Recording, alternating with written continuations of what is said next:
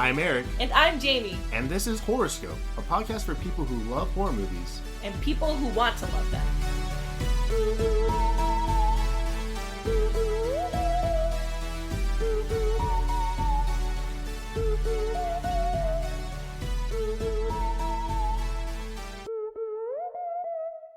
Jaime. Eric. From James to James. We're back. You can't quit him.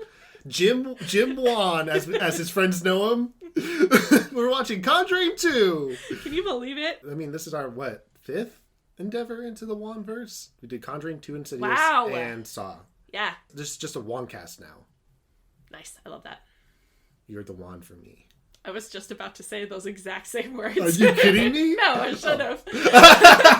You're the one for it's me. You're in one. You're in one.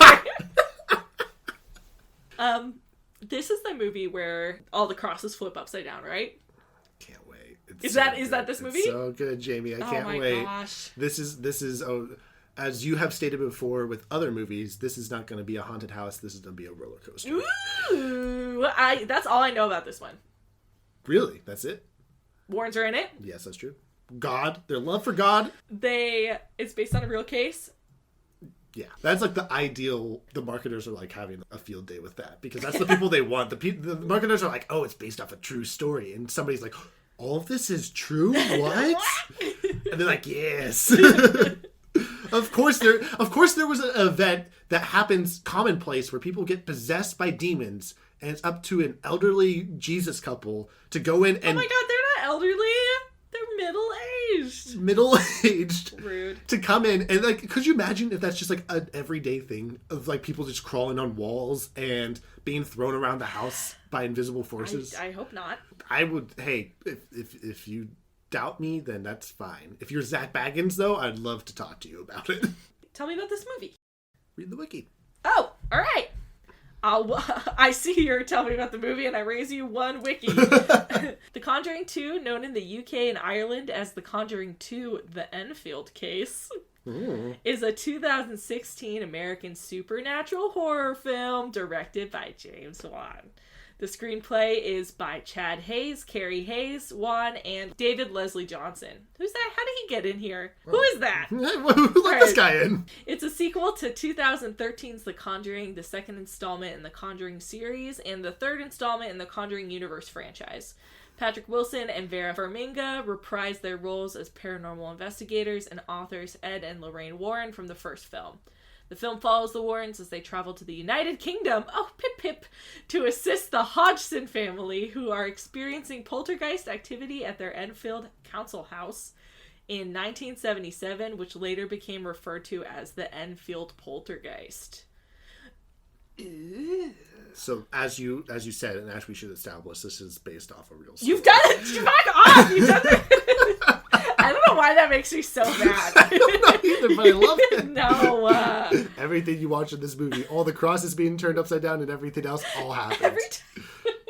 Every time we do a ghost movie, after we do that, you're like, well, it's all true. And I'm just like, it makes me so mad. So this was they pretty much announced the sequel a year after the first Conjuring came out, but it was already in development before Conjuring came out. Oh shit! Okay. Because positive reviews and test screenings are perfect. Boom. Here's more money. Make us another movie. And James Wan was like, yeah, sure, but first I gotta go make Fast and the Furious 7, one of the best entries in the franchise. And so he went off and did that, and then that kind of took a little bit longer because of Paul Walker's death. Is this more recent than I thought it was? When do you think it came out? I don't know. When did the last one come out? I don't know. 13, so, and this one's 16, okay. So it took 3 years. I don't know. It's just that time is, I don't know. It's like when I was in college, so now I'm old. To conclude? Now we're I'm old. Now we're old. Maybe is this one filtered as much as the other one? Yeah, I believe so. This okay, one the same coloring, because that feels older to me. That feels like an older movie. Yeah, I mean, I think that's probably what he's trying to emulate because it's that time period too. So he's very much trying to be in the kind of 70s era that this stuff happened. So this one kind of has that same vibe and really captures set wise and aesthetic of that time. Yeah. And outfits. I think they kind of nail that. Nice. But okay. still make it look I thought they did a good job in the last one, too. Mm-hmm. Yeah. This one, I forget how long after, because there's like a little bit of a time jump that this happened. Because, of course, the Warrens didn't have a case after case after case of stuff. Yeah.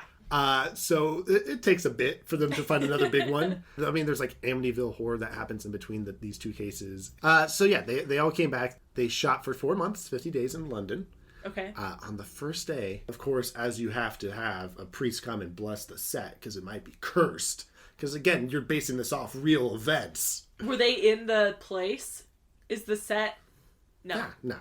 Okay, so. They just had a priest. It's all good PR, yeah. When I first read the fact, I was like, oh, okay. Oh, they had to bless the set after a bunch of traumatic things happened. I was like, oh God, what happened? And I looked it up, and it was like, he showed up the first day and blessed it. I'm like, wait, what? You can't be the Exorcist twice, okay? You can't have that many accidents. Tell that to Exorcist 2 and 3. Ooh, and I will. Yeah. But yeah, and so I think I can't really talk about this movie too much because it's spoilies. But do you like it as much as the first one? I've only seen this movie once. I saw it in theaters. I was hyped for it because I saw Conjuring in theaters, and that was great, and I loved it. I didn't see Annabelle. Annabelle was between these two movies, and I skipped that one for some reason. That's a good call. That's Sounds weird. like us. Oh man, Jamie, you're gonna be so confused on the continuity. Annabelle doesn't show up in the third act. Let me just tell you, she has a gun. That gets established in the Annabelle spinoff movie. I would watch that, James. James. We know you're listening. I would watch it, okay? Like a rogues gallery of like Annabelle, the demons from this like movie. what is that movie? The bad one, Suicide Squad. Oh, yeah. Yeah. It's like all the villains. Yes. They're like, gotta team up. The Joker's there, I guess. They let Jared Leto on set accidentally. Somehow he snuck in. I'm just imagining Annabelle, Jigsaw. Just all the dolls. I don't. The Dead Silence ones, Slappy from Goosebumps. That's a lot of dolls. Oh, yeah. I was gonna go with the Wanverse, but you just expanded. The Dollverse. Like the ghosts, I guess. Yeah, the ghosts from Conjuring 1, you know. No, from the other one, Insidious. Oh yeah. Demon guy. Oh yeah, Lipstick Demon can be there. We're just listening. All right, go ahead. This is awesome. Okay. So I have some IMDb facts. I have some of the real events that happened that took place. All of which you have to wait until you have to see the movie. Okay. Because you gotta see the movie. You gotta see it to believe it. You know. But I do have taglines. I'm ready. You ready? All right. This is the fastest we've ever got them. It's hard with sequels, right? Because like everything that gets established in the beginning, and then usually sequels, the information is same. Yeah. This time there's more. Absolutely not. I don't accept it. Eric. What? Is Aqua Slash gonna come back? Hey. Just all the bits. That's my extended universe. The bitverse. Okay, what are the taglines? There's actually only one, which is why I threw that in there. The next story from the case files of Ed and Lorraine Warren. That's really catchy. You know what? I like the other one better. Rolls off the top. I have a shirt with that tagline on it because it's just so good. Because it's just such matter of fact. It's great. Damn, they couldn't. All right. So is this? I can't ask any questions. If you get too scared, I do legitimately have a Conjuring 2 rosary if you need to use it. I remember you got it last and it was time. broken, so that's cursed. No, I'm good. I'm very big and strong, and it's pretty early in the day, and the sun is up. Yes. So early in the day is not true. It's early in the evening, but we're good. We're good. What? All right, you ready? Yep. Set. Ready, set, ghost. All right. Okay. This time, there's ghosts.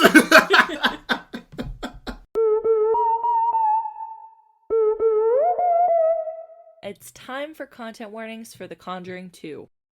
This movie has quite a few jump scares, a brief moment of body horror, child endangerment, a violent beginning, brief strobing lights at the end, and one scary-ass nun. Since this movie is based on a true story, there's no child death or even adult death, just a lot of good, clean scares. And when I say based on a true story, emphasis on story, okay? It is our job and your job to make the world a little less horrific however we can, so this week we are highlighting the Arizona Housing Fund. We've shared about them before, and we'll do it again because the common theme of a lot of real-life hauntings, in big air quotes, when I say real-life hauntings, they're rooted in financial problems and housing insecurity. If you're enjoying the show, consider donating to the Arizona Housing Fund or a housing fund local to you. I also have an announcement to make. We are changing our release schedule. Instead of having an episode come out every Friday, we will be releasing an episode every other week. Honestly, it's kind of a miracle that since June last year, we've watched 32 movies, when my grand total of horror movie watching before was like 2. And the only reason that we've been able to get an episode out each week is because of the pandemic. Had a lot more free time. I am our podcast editor. We don't make any money off of the show. And Eric and I both work full-time.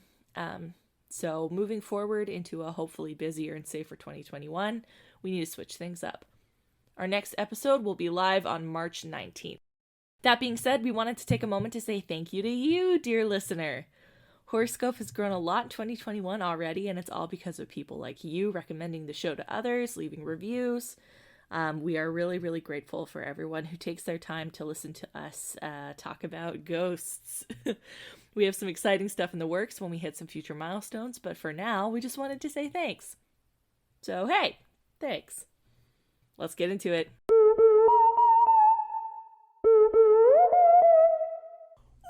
Wow! Whoa! First of all, this was top 10 on Netflix today. Conjuring 2. Is it new on here? Yeah, just got added. Oh, that's Perfect. very good timing for us. Setting up, I guess, HBO Max to also stream it. Really? The third one. Because they're doing the third movie's coming out in like a month or two. Oh, wait. Okay, I thought there were... Oh, okay, it's Insidious 5, and then this is the third one. Yes. Ooh. But it's the 5th, 6th, the Conjuring verse. No, 7th. Literally, I am just like... Okay, what do you have to tell me about the circumstances around this movie before we try... Should I recap it first? Yes, let's recap it so people have understanding of what this is, and then I'll break down the real events. Hey, which guys, will be kind of repetitive because this is based off a true story. So it will be pretty much the exact same thing, but I'll reiterate pretty much what you said. Okay, see y'all in 45 minutes. Here we go. Okay. We open. Eric! Oh my, Jamie's really thoroughly done notes this Eric! time. It's a good distraction, huh, from all the spookies going Ooh, on. okay, so we open up on a different story. The Amityville horror story. Oh. There was a demon that possessed a kid. A demon that possessed a man to murder his family. It has the same stop motion effect as the first movie. There's a group of people doing like a seance, but Lorraine is like astral projecting, and then she's a kid with white eyeballs who looks like the Insidious kid, and then she sees the whole family get murdered, and Will Graham looking ass shoots them with a fake shotgun and they die, and then she is in a basement somewhere, and then all the dead kids do the same stop motion effect and look in the corner, and then there's a nun there, and I have a bunch of question marks written down, and then Patrick Wilson is in the corner, and his neck snaps back, and she starts screaming, Amityville cold open? Yeah. The Conjuring 2! It's a good flex. Literally? There's so many movies out there that are like, oh, we're based off of the Amityville horror. And James Wan's like, that's my intro. That's a throwaway, motherfuckers. Nothing. It's not even about the killings. It's about this nun. What about the nun? Hey, that's none of your business for now. Stupid. I was just like screaming. I was like, just what is going on for like 5 minutes? So much. And I forgot. I only remembered like halfway through this that Eric has not seen this movie in a long time. Only saw it once. So I was like, who are these kids? Where are they going? They're going up the stairs, and Eric just did not know also. So it's like, I've noticed that it's like your fight, flight, or talk a lot. Yeah, it's just talk, yeah. And so it's like, I want to answer your questions, but I'm like, wait a minute, she's just doing this to distract herself from being scared. No, it didn't work. I'm very brave. And now we're in London. There's a UK montage, punk rock, the Queen, it's the 70s. And we see two young girls smoking. They're in grade school, and they get yelled at by their principal. And one of the girls is like the cool friend. I don't know why I took notes about her. She never comes back. Not important. Forget about her immediately. Actually, there is a new spin-off film just announced of the Conjuring verse called Camilla. Our protagonist here is Janet. Janet is 11 years old. She was smoking. Not really. She was just holding a cigarette, trying to look cool in front of her friend. She has a younger brother named Billy, who has a stutter. Johnny is the other brother, and Margaret is her older sister, who's 14. Could just cut out that other brother, huh? He had his one cool moment in the end. I literally wrote other one by his name. Yes. So, it turns out that Janet made a homemade Ouija board with Camilla. Good DIY. And her and her sister... You could put that on Etsy. No, you cannot. Her and her sister ask, is Dad ever coming home? Forgot about that. That's a good accent. Their mom is gone. I like how the ghosts, because they do establish that there are spirits in this household. But when they asked the ghost that, the ghost was like, I'm not touching that. They don't have any money. The mom is really stressed out. We find out the dad walked out on them and has another family now. So she's fucked with 4 kids. And they ask if their dad's ever coming home. No answer. And then Janet wakes up on the floor in another room. And then we cut back to America. Ed and Lorraine are on a TV show about Amityville. There's a guy who's trying to debunk their claims as being a hoax, and then Ed gets mad because he's a wife guy. We love him for it. And gosh darn deniers not believing in my ghosts. Gee whiz. And Lorraine is like having a bad time. Back in London, there is this is what I thought of. It's like the projector thing in Tarzan. Remember that? Oh, what is that called? That's what it is, right? Yeah. You guys have seen Tarzan, right? It's like that. You know Phil Collins is Tarzan? It's like a little, it's like a shadow thing. There's like a illustration and it moves around. It's like a little circle. I have no clue what it's called. You're talking about like the, not shadow boxes, but like... It's similar to a shadow box. Yeah. Yeah. It has like It's the crooked man projector thing is what I wrote down. And I shot up off the couch and I screamed, what the fuck is that? Because I'm like, you cannot bring anything called the crooked man into your fucking house. Are you kidding me, British people? Are you kidding me? So it's like common lore. It's like a nursery rhyme. Yeah. Have you heard of it? Yeah. Really? Yeah. So it's actually a thing. It's like the old lady who swallowed a fly. Yeah. It's like a fairy tale. Like a nursery rhyme. Disgusting. Janet and the little brother are using it to try help him get over his stutter. The little brother sees a swing set moving on its own. Janet is having nightmares. And then she shares a room with her older sister. And she starts yelling about Billy, playing with Billy. That's the little brother. And she is talking in the voice of a man. But it's Janet doing the voice back and forth. If the child actress did that, great performance.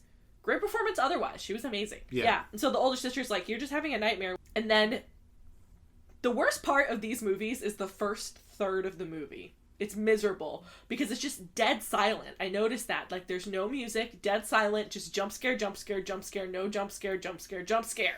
A lot of no jump scare. Yes! Just like scenes with like nothing happening. And it's just like pan over, hard cut to the floor, and it's like, stop it! Oh, they're gonna go explore that tent. Is there anything in there? No, but what about that creepy chair? God, it stressed me the fuck out. We're hearing Janet say, "This is my house," in her old man whisper. When we're walking through the house, the little brother is walking through the house. Eric and I both caught a hidden figure. There was a man sitting in a chair. Mm-hmm. Keep your eyeballs on it if you're watching.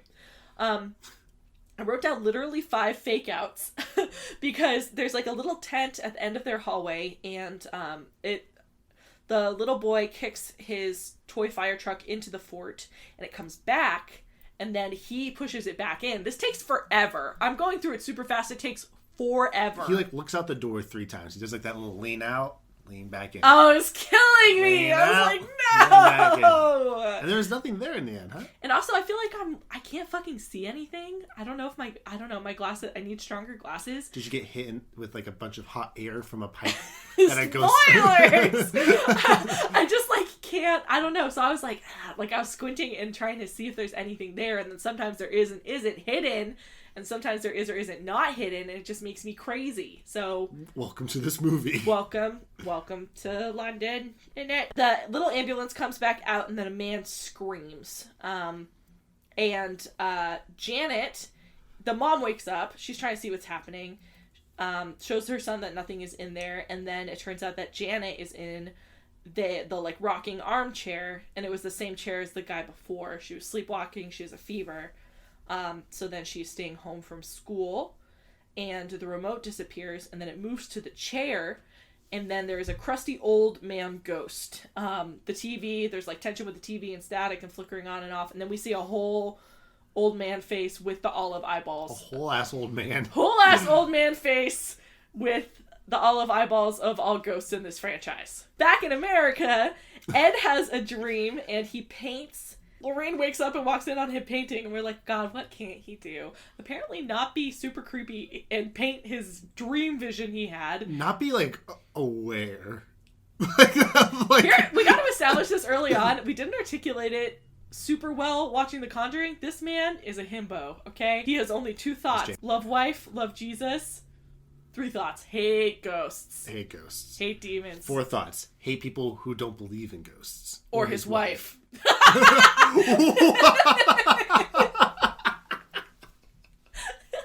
You need to get on board on the Patrick Wilson train here, okay? Because we are driving this train. It okay? is crazy, the arc that we've had, where we started off calling him Discount Job. And now, look at us now. And now we are like, it is Patrick Wilson. Patrick, if you're listening, how you doing, bud?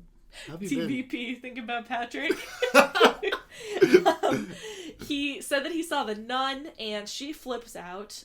Lorraine says we need to quit ghostbusting. They are a great couple, not great communicators. Mostly Lorraine. I'll say it.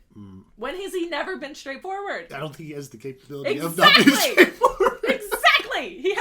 He has only 4 thoughts we just established. Lorraine is like, I'm not going to tell you that you painted the thing I saw kill you. Okay? Yeah. What? As if he wouldn't, like, I don't know, believe her? Yeah, that's kind of their whole thing. That's the whole bit. I just say.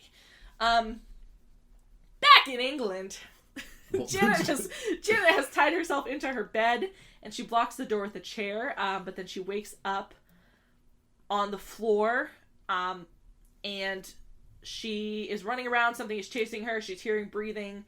She hides under her blanket eventually. Does she see the old man in the chair at this point? Far away. I don't think she sees the old man in the chair. What Okay. This is the where she hears something outside, so then she closes the door and puts her chair against the door. Yes. And then the chair moves next to her. And then she uses what every kid uses as a surefire defense against any sort of invader. I made fun of her, and Eric was like, duh. You put the blanket over you. Ghosts and monsters cannot hurt you if you're under the blanket. Guess what I had to do? Got it wrong. Guess what I had to do when I was a kid? What? I had to pray to Jesus that the ghost would go away. So I was a tiny Warren. Well, yeah, I was going to say. You were everyone else. Your skills work for this movie. I had a different skill set. I built different.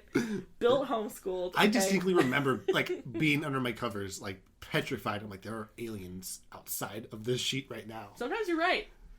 And I'm here to this day, folks. You only need to be right once. I'm here, yes. Okay.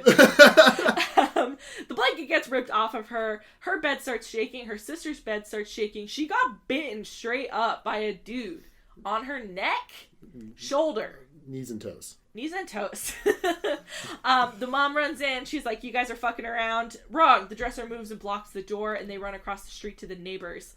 I did write down Sweeney Todd ass accents. Because the mom's accent is like, I seen you eat me own eyes! Just for no reason. And the kids are like, not that. It's downright shame. I can't do a British accent, folks. I've realized it. What? I've known it. What's going on in England? This whole time? The cops come. There's furniture moving around upstairs. It's coming from inside the wall. The cop says it's a mouse. Idiot. And then a chair moves around by itself. Which I do want to point out, I am fascinated by that chair moving because it looks like, oh, it's just like a chair moving, whatever. But then I was watching the behind the scenes doing research for this movie. Yeah. And the chair moved. Like, I don't know how they did it. Either it was like there's magnets or it was like remote controlled somehow. Ooh. But the way it moves too, it's like it can't be string because it goes sideways and then it goes forward. So that's crazy. So I was like, what the and I watched it like 5 times and I still have no idea how to do the chair. James, we know you're listening. We already established this. Let us know. How'd you do it? Jim. Hey. How'd you do it? They get directed to a priest. Okay, back to the Warrens. No. The daughter is seeing stuff. The nun is in the house. Their daughter's grown. Remember, if you'll remember, they had a young daughter. She is now grown up. Yes. Ish. She's like a teenager. Yeah. Like a preteen. A preteen. The nun is in the house. The nun is inside the house. And there is an incredibly good scene with Lorraine in one of their offices, and the creepy painting is hung up, and then we don't know if it's the nun or not. We think it's behind her, and then you find out it's the painting, and then fingers come out from behind the painting, and then the nun is there, and then we see the radio is playing Hark the Herald Angels Sing. What is that song? Yeah, I don't know. Yeah, all right. It's a Christmassy choir song. Yeah, I was wondering about that. I was like, it's like November. A shadow moves around, and then it lines up with the painting, and then the nun is there, and then the nun throws Lorraine across the room, but then it turns out she ends up in a basement, not her basement, a basement. And it turns out it was a really good effect, because she throws her, and then when she gets up, she's in a different room. So she there's a lot of that in this. Really movie. Good, yes, really, really good. A lot of the girl sleeping and then ending up in different places, It a was lot amazing. of match cuts. Yeah, it was really good. The more we watch this stuff, the more it feels like he is just having fun with the movies he has. He has God, ideas, he's good. and he's like, "Oh, I really want to do this type of Yes, shot," and then he just puts that into his movies. it's he's good. Mm-hmm. We haven't said it before. He's just breaking news. He's constantly learning. Yeah. When are we watching Fast and the Furious 7 on this podcast? Turns out this is not actually happening. She's actually in a trance. She is scratching with a pen into her Bible. Her daughter's trying to wake her up. Back in the trance. Do you like these transitions? Back in the trance, she screams, "What do you want?" And the nun is screaming back at her and points at the corner. Turns out Patrick Wilson is the corner, who says, "I'm sorry, Lorraine," and his neck snaps like in the beginning, but now he gets stabbed through the chest with a big spike. Yeah. And then she wakes up out of her trance, and her daughter's... does ask the demon. I do two things. One, I love how the demon's response to her asking questions is just to yell back. They're just both kind of yelling at each other. I like that. I respect it. And then she's like, "What's your name?" As we've made that joke 100 times. What's your name? What? What is your name? Tony! Fuck you, Tony! What's your name? Ezekiel! Fuck you, Ezekiel! Fuck you! And then the demon goes... Does she say, "What's your name" at that point? Yeah, that's Oh, okay. then she's carving into the book. That's... interesting. The good book. Oh, no. Back in England, we get interviewed on the news. Turns out it's been a few months since it happened. There is this really bizarre Wes Anderson-ass bit in the middle of this movie. Eric said it feels like a What We Do in the Shadows bit, and it absolutely is. Those two things combined, it's like a 70s film reel, so it's like The Ratio, but then it's just people looking slightly weird being interviewed in different spots. It's I saw her get thrown across the window. And it's we came in and took pictures, and it's just it's cutting the from Mean person Girls to person. scene where they talk about Regina George. Yeah, it was very weird. And we find out there is a vague European lady who's trying to prove them wrong. I don't know what her job was. I don't know why she was there. Or her nationality. Don't know. Yeah, we could not figure out her accent for the life of us. She is there. Whatever. The girls are being interviewed. We are in their living room. And Janet gets possessed during the interview. And we get information about the ghost. His name is Bill Wilkins. He's 72 years old. He died in the chair in the corner. And what's up, folks? My name's Bill Wilkins. I'm 72 years old, and I died in the chair in the corner. They're asked, "Why have you come here?" And he says he likes to hear them scream. Gross. And then she screams. She calls her mama old cow. And she looks different, right? They do very subtle changes to her. They pale her up. And I'll say something. This is the only possession movie I think the makeup is good. Because it's still subtle and makes her... Because that was your big complaint about, right? It was really fucking good. James heard you. He heard me, and he listened as he does. They are sleeping at their neighbor's house. Shout out to the neighbors. Get to know your neighbors, guys. Yeah, you never know. That's your takeaway. Your house gets haunted? What's your game plan? Where are you going? Who's your neighbor? Think about it. This is when the horrible thing happens. The worst thing of the movie. There's a dog. The neighbors have a dog, okay? We looked up in the middle of the movie. Does the dog die? The dog does not die. But the little brother hears the dog at the back door, and he goes through, and then something pops out of the dog, and I was horrified. I was like, is this a werewolf? Well, I thought I thought it was actually the dog. Oh, okay. I didn't know what was happening. So it turns out it's not the dog. It's just the spirit pretending to be the dog.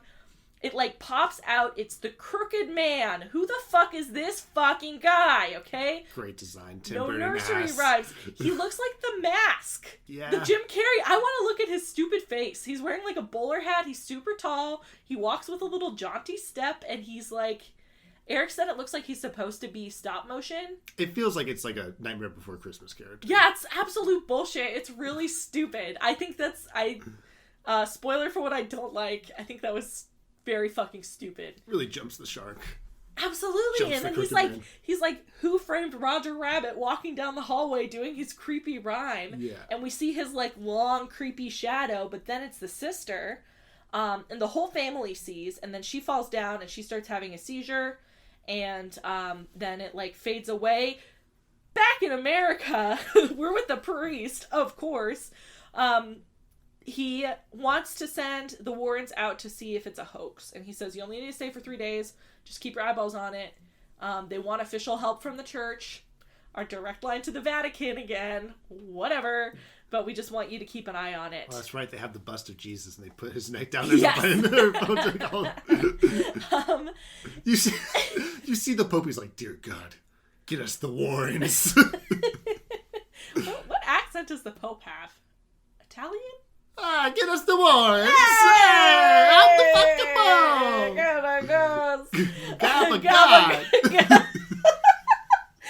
God. Gabba ghost. Hey! Fucking plus the meatball. All right. I gotta cut this. No, live in this character for years. No. He's inside of you waiting to get out. It's the same thing. I'm getting interviewed, and then they're like, "Who are we talking And he's to?" like, "Hey, no!" All right, I'm trying to fucking figure out when this happens because at some point Lorraine tells Ed that the premonition. Oh, this is when we find out. So in the first movie, Ed was like, we had one case. Lorraine hasn't been the same since. She, like, locked herself in a room for 8 days, and it was a whole big thing, and then they almost quit. That was this premonition, conveniently. The premonition that she had at Amityville, that it's the vision of Ed's death. And she tells him. And she says, you have to promise me we're going to only be checking it out. We're not going to do anything. And he says, sure, liar. Lying to your wife is a sin. Ooh. Ed. Ooh. Maybe that's why the demon's like, I gotta get rid of him. Sorry. Back in London, the girls' room is chained up. There's a ton of crosses in the room. The Warrens are here. The Warrens are getting a house tour. There's a man named Mr. Gross, who is a weird-looking little old dude who's helping on the case. Got, like, the best mustache. Wes Anderson character. Like, Absolutely. weird bald. Which is, like, what the real-life dude looked like. Yeah, well, we see pictures of everyone involved later in the credits, which I think is incredibly tacky, but no one asked me. You have to. They did that for the first Conjuring.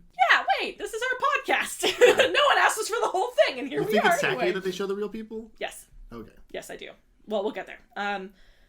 We're at about the halfway point. This is the time. This is your intermission. Take a bathroom break. Get some snacks. Get a snack. Come back. The first third of the movie is the scariest part of all of these movies. It is now over. It is the weird silence, things happening, not happening, fake outs. That is done. Thank God. Now we have reached the ghostbusting portion. Excellent. The mom is staying with Janet in the house, and all the other kids are across the street with the neighbors. Great mom. I'll say it. Sucks. You hate to see a single mom, at least in the first movie. Not in general, but just in this situation. It was like, someone fucking help her. You know, in the first movie, there was a couple that loved each other, and there are millions of children. And in this movie, it's her by herself with 4 kids, and it sucks. Mm-hmm. The Janet is in the yard on the swing. It's in all of the trailers. I remember this very distinctly. She's talking to Lorraine, and Lorraine tells her about seeing an angel when she was a young girl, and how a lot of people didn't believe her, but it just takes one person to believe you, and she married him. It's very cute. Eric admitted it. It's very cute. The the girl is being told that something wants to hurt Lorraine right in that moment. Yeah. And then we Demon's get rolling, or the ghost is rolling its eyes at that Lorraine story. Like, oh, God, I heard this one before. And then one of my favorite parts of the movie, they are talking to Janet. Has to go sit in the chair in the corner where Bill died, and she says that it won't communicate with everyone just staring at her. So they all turn their backs. So we're looking at Patrick Wilson's face, and then out of focus is the chair in the corner.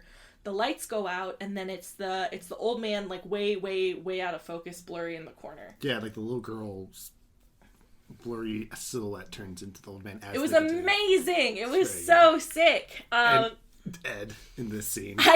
Straightforward Patrick Wilson is very fucking funny. He's just like, hey bud, why are you here? What you doing? Don't you want to go to heaven? Get out of here. Yeah, what, you're not a heaven guy? I don't care. I care what I believe in. Like, straight up. He literally says, I'm not a heaven guy. And he's the demon's like, it's my house. And he's like, no, it's actually not your house, okay? Other people live here. And so... It's like, oh, you want to see your family? Tell me about your family. Maybe I can help you out. But otherwise... They're dead. Yeah. And they're not here. So maybe you could go. And then he turns and has his cross towards it, and it says, don't let go or something. It won't let whatever, we'll dude. Come back to whatever, that. Dude. Whatever okay. That means. It says he says something cryptically. It's not a full sentence, all right? Something let go means something. Solve my ghost something. puzzle first. And that doesn't resolve. They did their best. It's nighttime at the house. Janet wakes up on the ceiling. She's levitating, stuck on the ceiling. She's screaming for someone. Her mom wakes up. Ed and Lorraine are staying over. And the old guy's sitting in the chair. And then Janet gets pulled up through the ceiling into the room, her old room that is chained up now with all the crosses in it. And then... Which, to establish, her room is now covered in so I forgot to say that. Yeah, the neighbors gave them crosses because they didn't know how to help. Again, pretty good neighbors. Yeah. That's nice. Give you know what? A little judgy. If you're... a little judgy, but... It's a cross and a casserole. That's what you give your neighbor when they're in crisis. Eric's favorite moment in the film. Can you tell us about it, Eric? Well, okay. When did they go in there? Is it her? It's right now. She's stuck in there. Yes, because she goes up, and then there's all the crosses on the room, and then they all turn upside down because it's spooky. Ooh. But you have to imagine the ghost just turning each one upside down, and there's so many. He's like, did I miss one? And there's just okay, now I can appear because now all the crosses are upside down. Do you think that was our hint? What? That the ghost might not be what it seems? Because I remember Lorraine zooms in on... Remember? Yeah. Well, I was confused because I was like, well, if the cross hurts the ghost, why is this not hurting him? But then I remembered a movie we've watched on the podcast, Fright Night. And I think it's the power of belief behind the crosses that make it work. And he flipped it over, so now it's a sign of Satan. But you still have to touch it. Good point. Okay. Maybe he was like, oh, ha, ha, ha, ha. Oh, okay. Hot potato. And the woman whose job is to be mean to them, they have a meeting, and she's like, what's worse, demons or people who try to take advantage of people who think there are demons? And then Lorraine's like, it's the demons, actually. And she's saying that they're faking it to get better housing. Asshole. Give them better just give them better housing. Anyway, the mom says, Mom and Ed talk about how the dad left and he took all the music out of the house, and Ed's like, yeah, it really feels that way, probably. And she's like, no, he literally took all of our records. And so they come back. When they come back into the house, they're like, we need to help them feel like a family again. So he brings an Elvis record. The record player isn't working. And then there's a convenient guitar. And every white man at a group of people, he sees the guitar and he's like, hey, does anyone mind if I play that?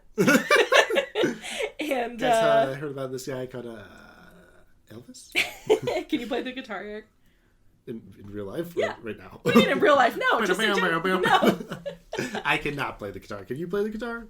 Yeah, I took guitar in 8th grade. Wow. All right. Yeah, I can play we had to play all of American Pie, and it made me hate that song very much. And I know all the words to it still. Yeah, that's awful. Mm-hmm. It is awful for me because of my profession that there are times I have to help like in stores with music setup. And they're like, here, plug this stuff in. I'm like, I have no idea. Oh, no, you're a roadie? Occasionally. There's usually somebody there from like, here, you take this. I have no idea what I'm doing. In guitar, someone would drop, at least 2 guitars would drop per class. How? I mean, so we're just clumsy. Someone just drops it, and then it makes a horrible noise. I thought you just had a class of Phoebe Bridgers. Just all smashing their guitars. That's very punk rock.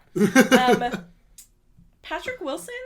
Guys, can you believe it? He's gonna fucking sing Elvis to you and me and Eric right now in this moment together. Yeah. He does a pretty good Elvis impersonation. He does the curly lip. He's being nice to the kids. What does that sound like? Yeah, take it away, Eric. No, you can't do that. Take it away, Eric. Okay. I'll plug it in here. I'll grab the audio. Wise men say only fools rush in. Thank you.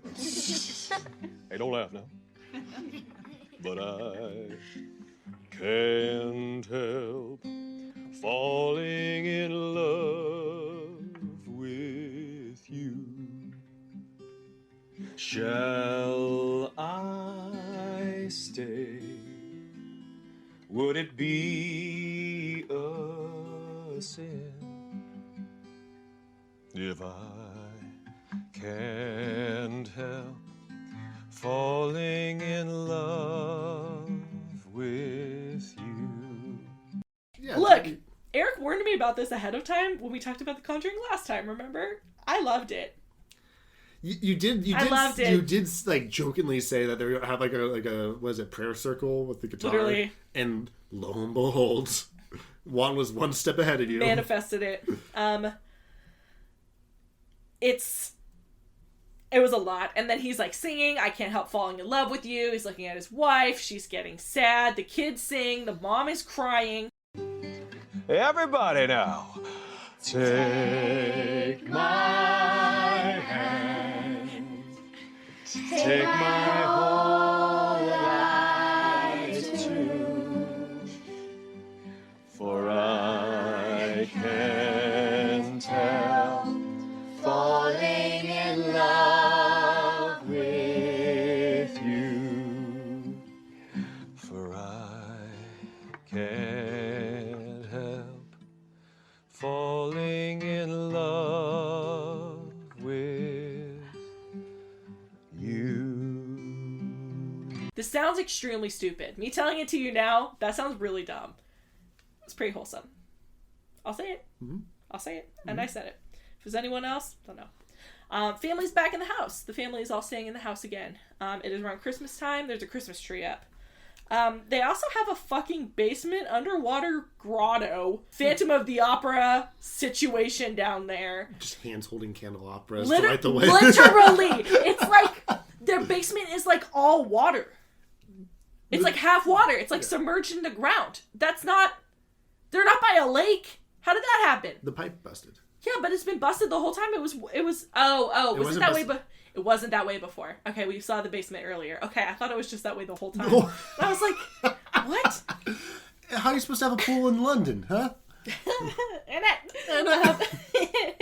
Patrick Wilson is wholesomely plumbing around their house. He has an inspirational talk about when he was a kid and how you have to stand up for scary things, and he has this cross necklace, and he tells the girl Janet, she seems a little cheered up, and he also tells the kids that the demon is like a bully and it's their house, not his house, and they need to stick up for their sister.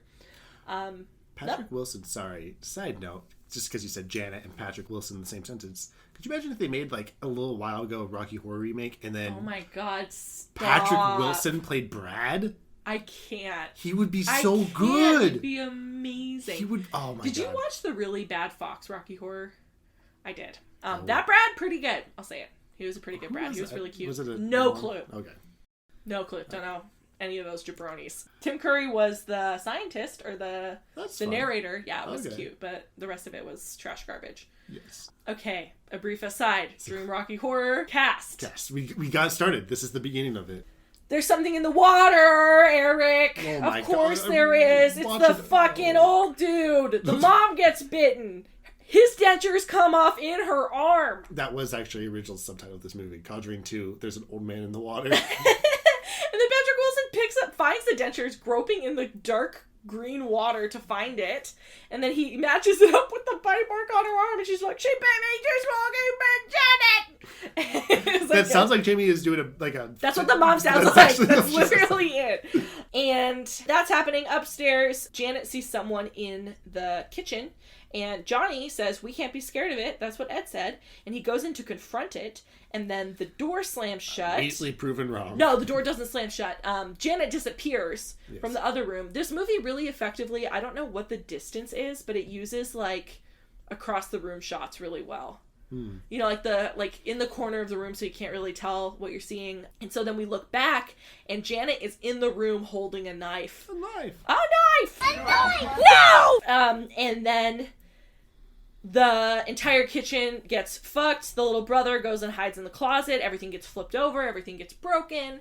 And then they find Janet in the hot water heater. There's a hot pipe, and they say, ooh, be careful, Patrick Wilson. Don't touch that. Anyway, that'll be important later. Piping hot. Piping hot in it! And Janet is screaming in the hall closet, and Patrick Wilson holds out his cross necklace, and then she says another thing, like, let me go, it help won't. The second clue. The second clue! It's ridiculous that was even a thing. We find out that the lady whose job is to prove that they're faking it finds out that she's faking it. They are filming through the living room, and you see footage of the daughter flipping the table and throwing shit and breaking it.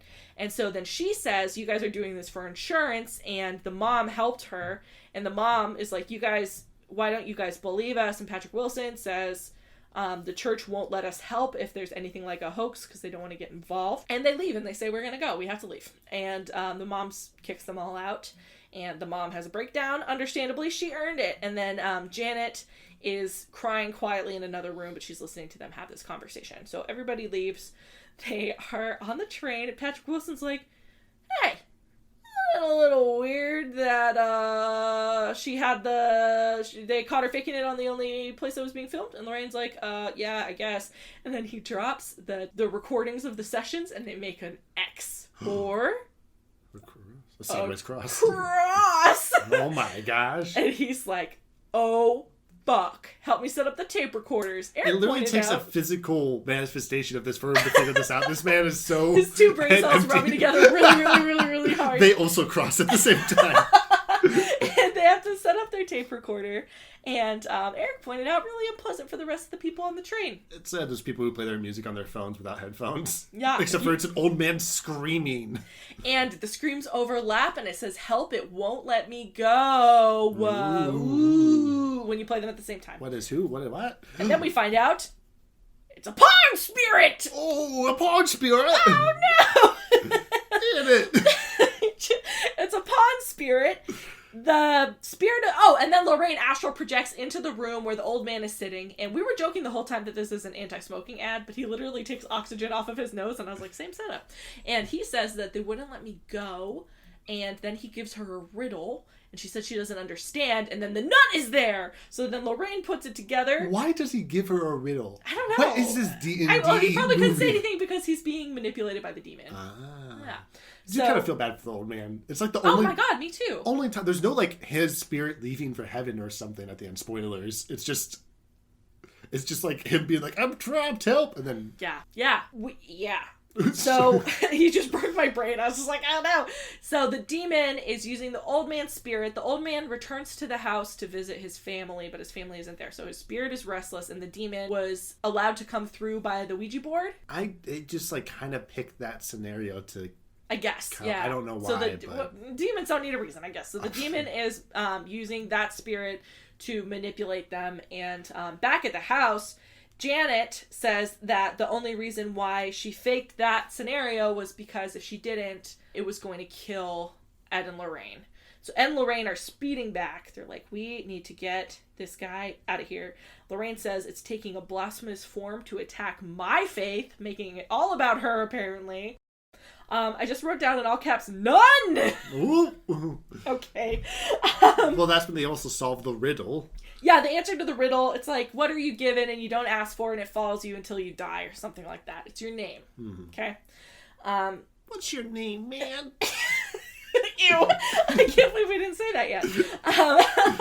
And then back in the house, the older sister is projected up into the sky. Not the sky, the ceiling. She's like levitating off the floor. I just couldn't remember the word levitating.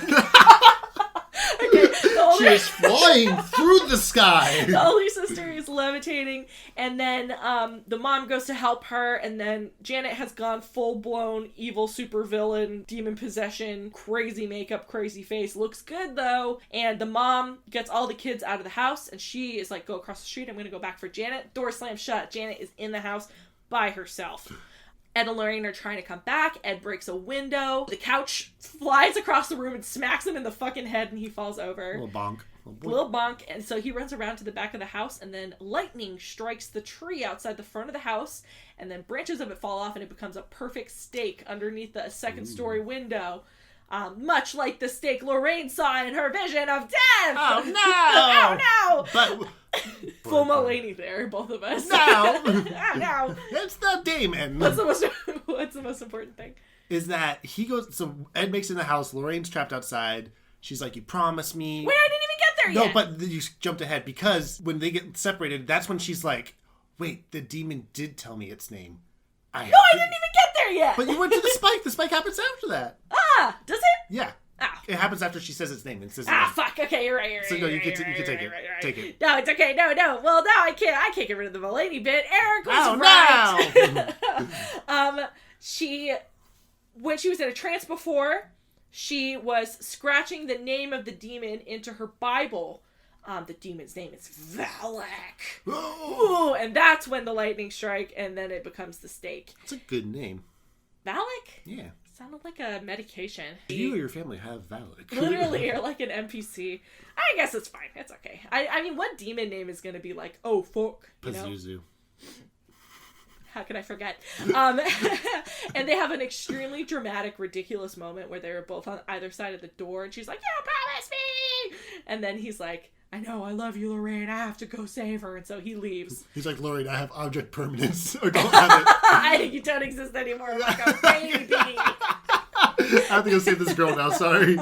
And Lorraine is weeping and wailing. The neighbor is trying to chop through the door. Then Lorraine is able... Eventually, he chops a hole big enough in there for Lorraine to make her way through. But meanwhile, in the house... Josh gets through the creepy basement grotto. Josh! Wow. Oh my back god! In This whole movie? Fuck me! Josh! Oh! Okay. Patrick Wilson. Ed. Edward. I'm no, so sorry, mad it's just at myself. Ed. I'm so mad. You made it so far. Oh, we watched so much Insidious in between the first one. He makes his way up. The demon opens the hot air vent, and he gets sprayed in the eyes with hot air water, and he can't see anything. It's pretty much the worst thing to happen. Yeah, it sucks. But I thought he was going to lose an eyeball. I don't understand. I don't understand the anatomy of what happened, and I don't want to. So yeah, you know what? Let's not pursue it further. And then it becomes a first-person horror game because you see his hand outstretched, and you can't see anything, and it's blurry. You hear Janet screaming. You see the thing behind him, and then upstairs, he makes his way upstairs. He's trying to find Janet. The creepy man, crawling man, creeper man. What's his name? Crooked man. Fucking crooked How man. could you forget such iconic character? I'm forgetting all of it. Okay, the crooked man. The little thing, the projector thing is playing in the little tent, and then it cuts up, and it's his face. He's right there. Guy's right there. He doesn't have eyeballs. He has glasses on. He has a weird mouth. Yeah. What's his deal?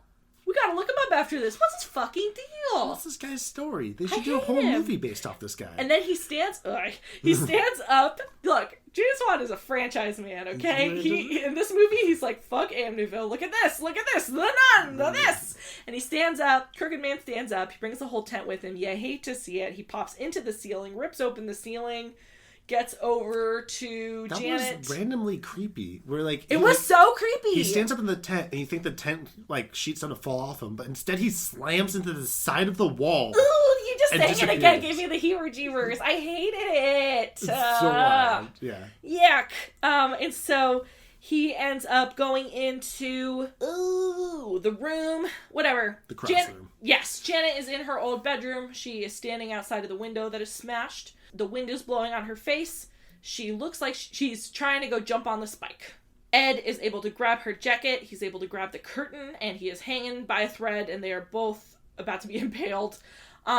Lorraine ends up being able to run up through, and then she's running towards them. Wind is whipping in. There's like lightning. She sees in the corner the nun is there, and then she's like, "You are Valak the Defiler.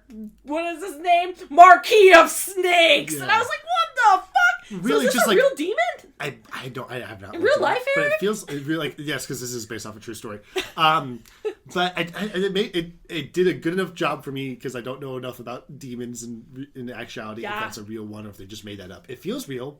What doesn't feel real is that there's a demon like raw, and then she's pinned against the wall. Then the nun face rips off the demon. She's like, "I send you back to hell!" And then it's like a demon shape for a brief second, and then like a black hole opens up in the wall, and it's sucked into the wall back into hell, I guess, which is the drywall. She does, to circle back to the moment when she was telling a girl about meeting Patrick Wilson and all that stuff, she does like casually mention that she saw an angel too. Not a ghost, but a full-on like angel. Yeah, where the fuck are the angels in these movies, huh? Thank you. Like, if you want to establish that demons are Some real, angels in the outfield. Let's play ball. that's where they are. Oh, you're right. They're busy. Look, they're athletes. Like okay? the ward's like, "Could you help us?" It's like, I don't see any baseball. How are we supposed to help? I gotta go. I gotta go. Gotta do a home run. There's an outfield. She's able to ridiculously grab Ed's arm when he's about to slip off. She's a little lady. He's a big guy. There's no way. Like, there's like moms who get super strength and their kids trapped and everything. She got super demon rebuking strength. Yeah. Can I tell you something that makes me a weenie? I got goosebumps when she rebuked the demon. Like good. Like what type of? I don't know. Just like ooh. Like those. I know I'm an idiot. It's fine. You can take the girl out of the church camp, but you can't take the church camp out of the girl. She saves them. Wow, it's the end of the movie. Everyone's happy. His eyeballs are fine. Literally, a doctor walks up. He's like, "It'll be fine," and he like walks away. And he literally gives his cross necklace. Eric said this is like the most effective propaganda a church could show at church camp. It's like badass church camp night where you have to sign a permission slip and you terrify the children into loving Jesus. And we were wondering, we need to figure this out. Is James Wan a Christian? I don't think so. That would be really wild if he was. But it's pretty effective because you're like, you leave this movie being like, hell yeah, I need a cross necklace. I love Jesus. Because they treat all the skeptics like they're assholes and like idiots. And you treat God just as such a real powerful. It's just all propaganda. Like if you like were to show somebody these movies and be like, this was used like in this like sect of the church to like propaganda and like make people believe in God and think that people who don't believe in God are probably idiots. Yeah, probably. Except for the part where there's the crooked man who pops up. Yeah. That's where James is like, I don't believe this. Look at this shit. I need to make another movie. No, he's Italian.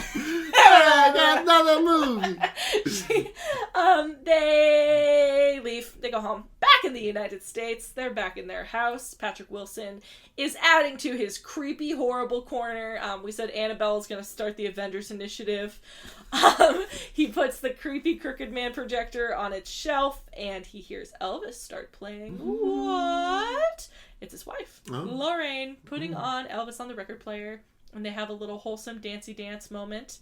It says, "Take my hand," and they literally hold hands and they dance. Freeze frame, end of the goddamn movie. But we have credits with the real life people, with the actors, side by side. They recreated shots from the footage of this incident for the movie. It was fucked up. They play one of the recordings from the evidence of that. It was fucked up. What? I don't know. It felt really, I don't know. It felt tacky. Whatever the fuck happened there. Like it was for publicity or someone suffering extreme mental illness, and I felt gross hearing it. I was like, I don't want to hear this. I just enjoyed your demon hunting. Don't make me remember that you guys were real grifters. I love you guys. I don't want to hear it. The Conjuring 2. We're like, there's got to be a fucking jump scare. No jump scare. They do like the little chair thing. Yeah. Nothing happens. Oh, yeah, and they're like, yeah, the mom died in the same chair, in the same spot the other guy died. And I was like, that sucks. Don't tell us that. Yeah. Spooky. End of the movie. What do you have to tell me about this movie, Eric, besides your opinions, which I need to hear ASAP? Okay, But so first... this movie was made for $40 million. 40? But it made $320.4 million. That makes sense to me. Which that tracks. Is interesting because the first one was made for 20, so it's double the budget. Yeah. Shows. It really does show. They really, like, James Wan's like, oh, you gave me more money? Let me use that, please. Effectively. Thank you. But the first one made $319.5 million.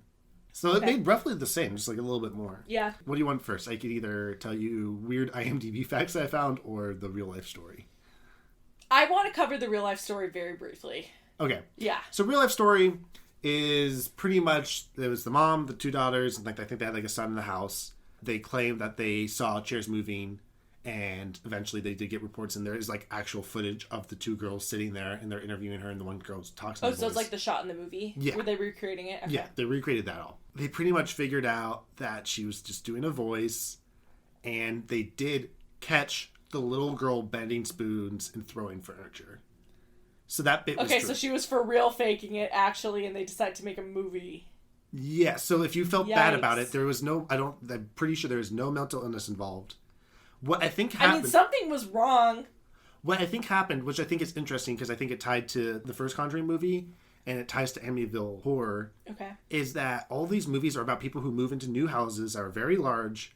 All of a sudden there's ghosts and stuff, and all of a sudden they have to get out of the house no matter what.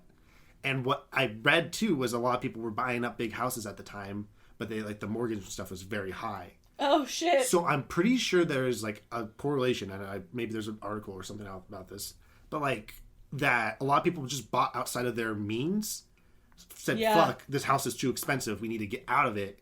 And then somehow, I don't know if it's like with The Exorcist coming out, the movie, Yeah. or whatever, and it caused them to... That's really interesting, too, because they went out of their way to be like, look at this photo, she's faking it because of the way she's jumping, and then they showed us the real life photo at the end, too. It's the same photo. Okay, I don't want to do any more conjecture about that. Okay. Tell me the weird facts, please. All right. Well, one is about it, where... No! It's that some people have said that the real Janet is a gifted ventriloquist. She has admitted to faking some events, and it has revealed that 2% of the haunting was phony. Okay. Which is a she weird still percentage. alive? Yes, so both her and her sister Okay. were like on the set of this movie. Oh, They weird. were not hiding themselves. This wasn't like them not wanting to be a part of this film. It was very much them like getting money out of this and capitalizing on the events. Okay. So I let you figure stuff out. Anyways, another IMDb fact. This is not the first movie where Patrick Wilson is singing. In fact, he is well versed in the art and his previous role as Raoul in The Phantom of the Opera. You know my dumbass, I was like, dang, he has a good singing voice. I forgot. He's like a Broadway guy. He's I like, know, I forgot. and 120 out of 136 people found this is interesting. It's useful. Thank you, IMDb. Also, Bonnie Aarons, who acts as the demon nun, is also cast as the same demon nun in the movie The Nun. That's called job security. Woo! There we go. Also, the demon Valak was supposed to show up as like an actual demon in the movie, and all the nun stuff were reshoots. Weird. Why? James Wan stated that he wanted it to be Lorraine's faith being questioned. Okay.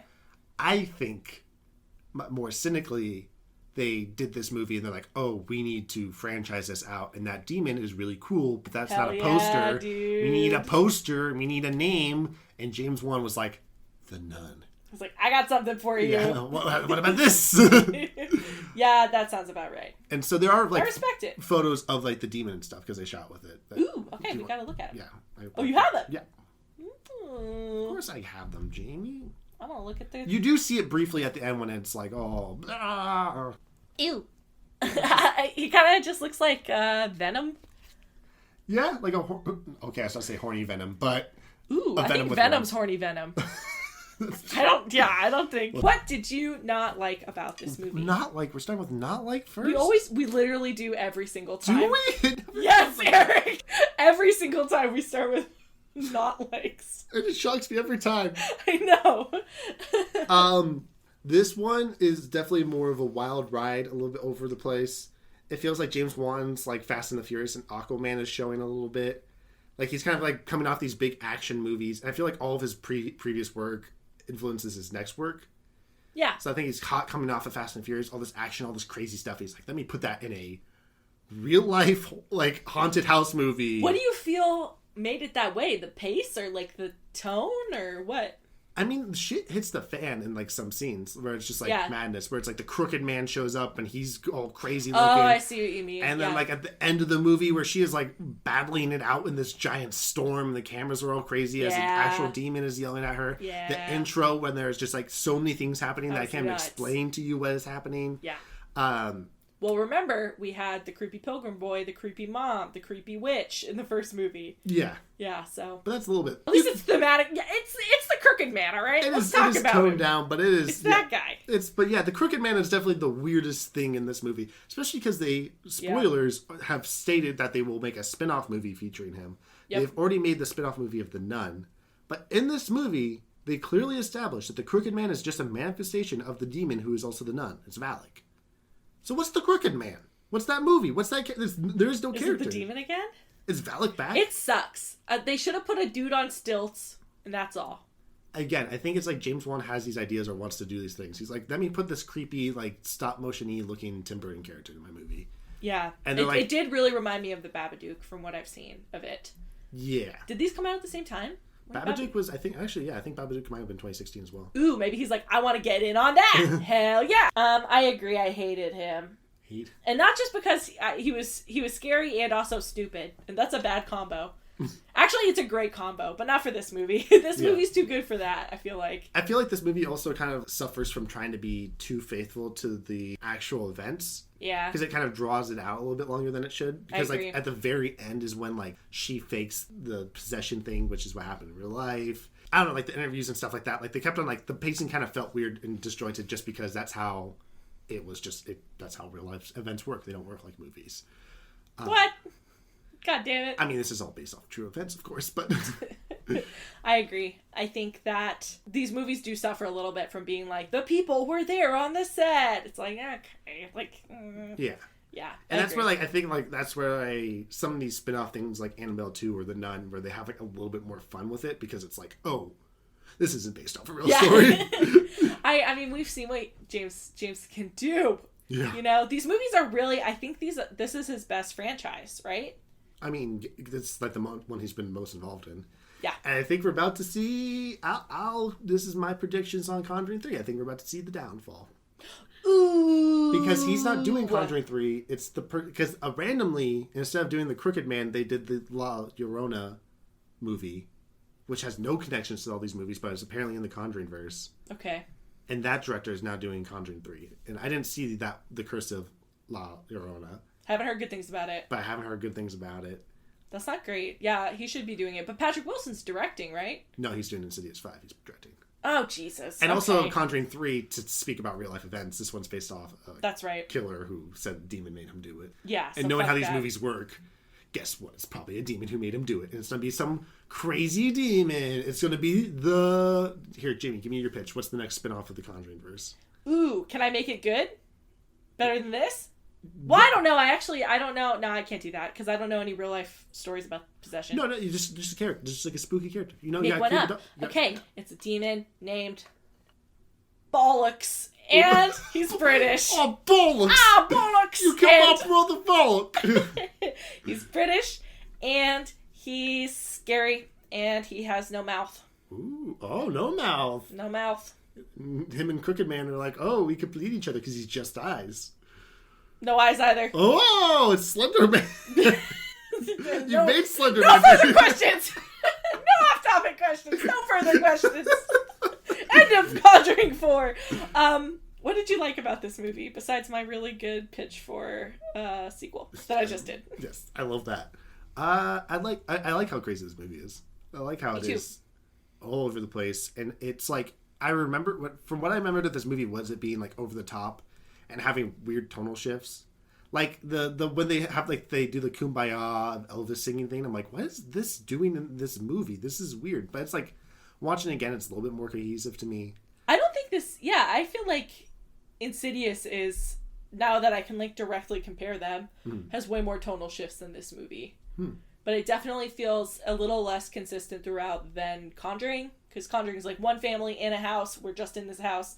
Here it's like, United States, London. Like, okay. But I really enjoyed this movie. I had a blast. It was really fun. I think now, watching it, I was like, is this better than The Conjuring? But I actually don't think it was. I did forget that this movie still, even though it has its over-the-top crooked man moments, it still has, like, in the very beginning, which we established is the best part of the movie, it's a lot of creepy parts. The part I liked watching the least. Yes. Absolutely. But it's you didn't like it the least because it's the technically creepiest. Best part, yeah. Because, I think we've talked about it before, because by the time you get to, like, the third act, it's just like, okay, well, now it's just crazy shit that's happening. Because you showed your hand. Yeah. Last thing you can do is, I guess, scream at the demon as you're getting pushed against the wall. It's rad. I think that, I like the way that I know the rules. Like, I understand the rules of what's happening. I really appreciate that about ghost movies and demon movies. I like knowing what to do. I think the effects were amazing. I think the effects kind of carried over the batshittery, like, less good moments of this movie. Like the falling and then being on another floor, and then the levitating, and the shot. The one shot that really struck me was Lorraine turning around in the basement in the beginning in Amityville, and then as she's turning, like, the murdered bodies populate. I'm not explaining that well, but they, like, manifest as her body shifts. Yeah, she's like, so they just, like, appear. It was, like, a really cool, like, sweeping turn. It really feels like a person who has the energy of an action film, establishing it to a ghost movie, which you don't see usually. Yeah. I feel like even in the first Conjuring movie, it's like usually it's very static, it's very slow, but this one was just, it had, like, a kinetic energy, it had a lot of flow to it. I love the Warrens. I love them. Not the real life ones. The fake life ones. Yeah. I love the fake ones. It's not only church propaganda, it's also huge Warren propaganda. Yeah, big time. They got to just, like, rewrite their whole lives. To be, like, so perfect and great. Wholesome and good and helpful and nice and right. They're right every time. Better than the fucking Vatican. Yeah, whatever. Yeah, there's some problems in that. The child actors were great. They were all really, really good, especially our lead. I thought her sister did a good job too, but Janet was amazing. I want to look up and see what else she's been in. Did you look it up? Her name is Madison Wolfe. Okay. She hasn't been in anything big yet. She was in a movie called I Killed Giants, which I think she was the lead in. Okay, sick. Can't wait to see her again, hopefully, someday. Yeah. On scares, I'm going to give this bad boy, I feel like it's like a 4. 4, all right. This movie is scary. It is not dreadful per se. I think dread is a different feeling than scared. Mm-hmm. And it's scary. It's like, boo, gotcha. And also, ooh, he's gonna get you. But not existentially horrifying in any way, I would say. Yeah. Unless you're a Christian. Yeah. Or an atheist. So every human possible, I guess. Minus all other religions. I don't know. I this movie did not challenge me beyond me shouting the whole time. My voice is going a little hoarse from the movie shouting. To ward off the fear. Shouting and questioning everything. Eric and I were saying, what the fuck are we going to do when we can go see movies in person? And I'm just hollering. I did holler a little bit seeing Midsummer.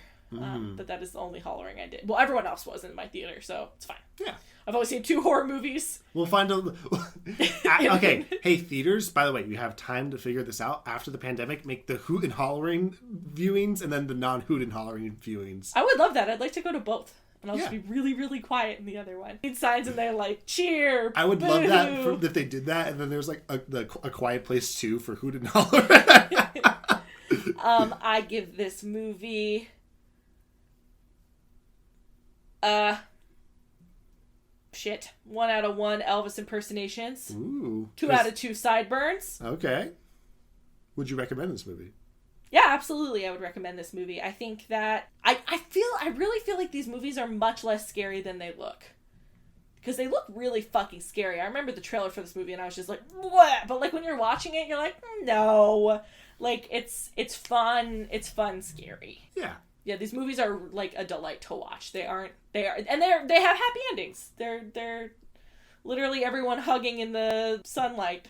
And like it only can get so miserable because it's based off a true story. So it's not like there's no child. I know. I was like, is that kid gonna get murdered? And Eric's like, no. And this would be a lot weirder if it was based off of that. That's a good point. It's kind of like a safety net as a viewer because you know that no child death will occur.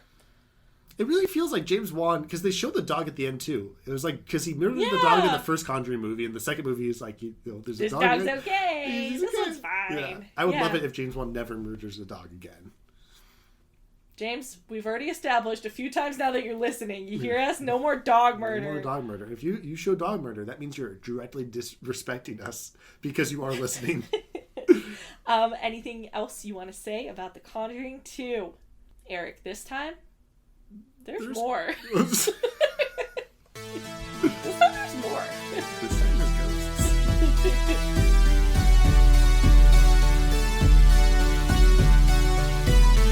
Please subscribe and drop us a review if you haven't already. Also follow us on Instagram at HorrorscopePod with 1D and at Twitter at HorrorscopePod with 2Ds. We post new episode announcements, news, artwork, and more all right there. Your horoscope for the day is... Did you hear that? It's probably nothing. Probably. There's what I've qualified as your Tim Curry laugh when I'm editing. Is the laugh you just did. It's